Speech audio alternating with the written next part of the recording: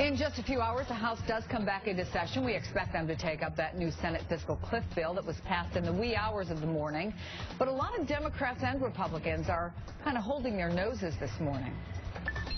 It does not address the #1 priority, creating good middle-class jobs now.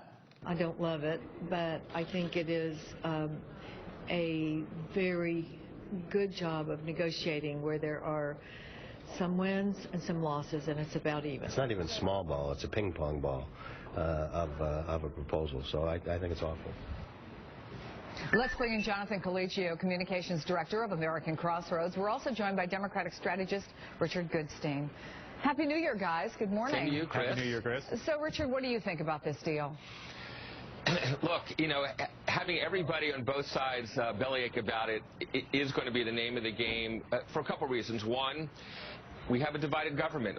People shouldn't kid themselves. When the Republicans are controlling the House, Democrats control the Senate and the White House.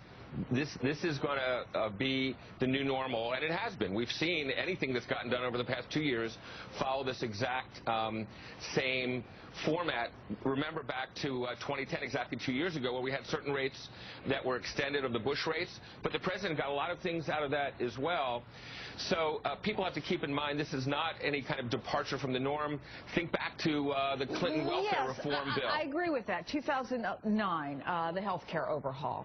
You had $858 billion tax package in 2010, the payroll taxes in 2011. Having said that, Jonathan, how much longer can Congress continue to function like this?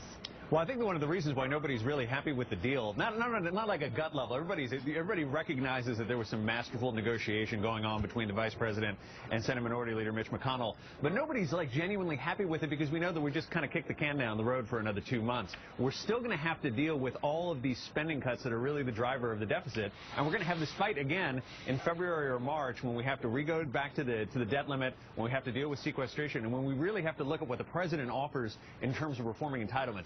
That's where we're really going to have deficit savings. And remember that we're in this pickle right now because we're trying to deal with the deficit and we're trying to deal with long-term debt problems. We're not trying to just kind of fix a little area in the tax. Yeah, Richard, I think, would you agree that we're really just looking at the tip of the iceberg here? I mean, if we thought this was a difficult negotiation, you ain't seen nothing yet. Yes. Look, can we concede on the air that this whole fiscal cliff business was overhyped, that we knew that the world was going to look basically the same today and tomorrow and the next day, even if this didn't get done as it did yesterday? But do you think that the people who thought that there could be a grand bargain were kidding us or kidding themselves?